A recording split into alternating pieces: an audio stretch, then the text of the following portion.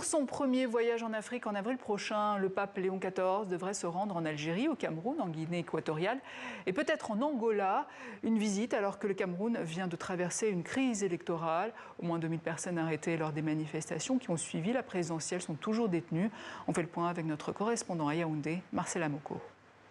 Selon une source haut placée à la présidence camerounaise, 3 villes devraient être visitées. Yaoundé, la capitale, Bamenda, en zone anglophone, où sévit depuis 2016 un conflit armé qui a déjà fait des milliers de morts et des dizaines de milliers de réfugiés et de déplacés internes. Et puis voilà, la capitale économique. Avec un brin de malice, notre interlocuteur rappelle que la congrégation d'origine de Léon XIV, l'ordre de Saint-Augustin, aime consulter les anciens qu'il respecte. Le Cameroun n'en est pas à sa première visite papale. Si le pape François n'avait jamais foulé le sol camerounais, ses prédécesseurs en avaient fait une destination majeure. Jean-Paul II y a effectué 2 visites apostoliques.